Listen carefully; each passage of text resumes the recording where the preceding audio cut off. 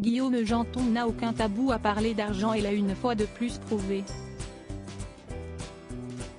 Cette semaine, le chroniqueur et entrepreneur de 31 ans est à l'honneur dans le magazine Public, édition du 25 novembre 2022.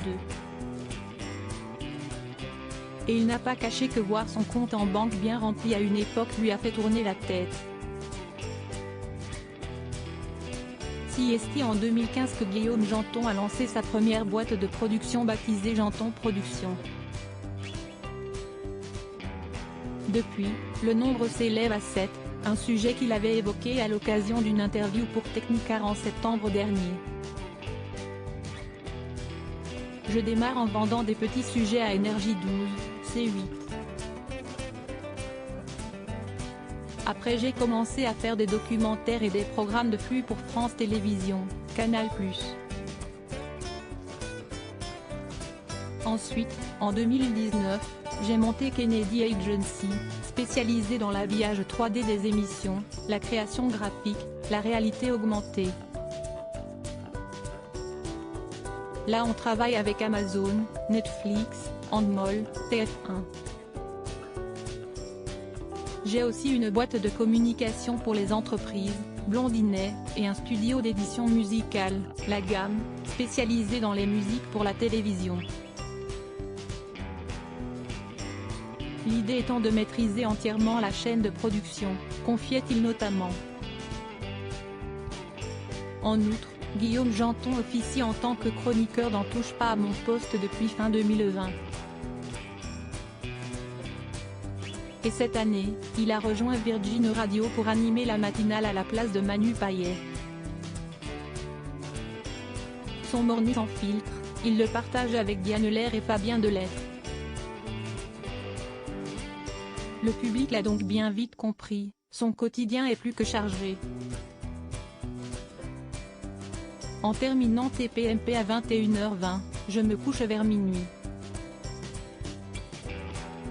Et me lève à 4h30. Je sors donc moins.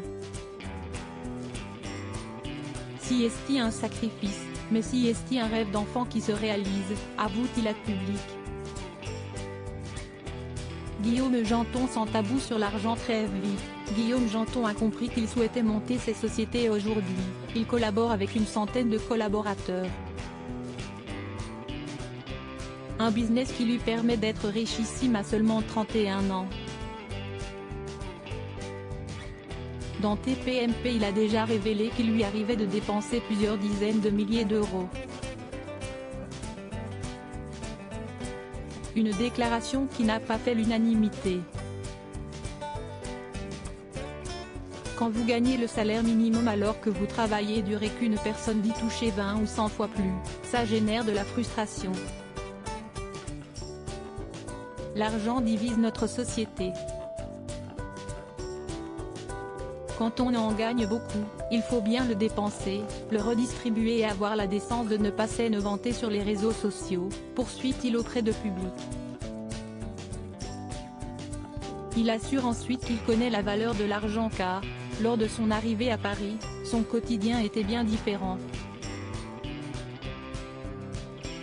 Je vivais dans un 6 mètres carrés et je gagnais 480 € par mois. J'avais 2 € par jour pour me nourrir. Je mangeais juste un double cheese au McDo.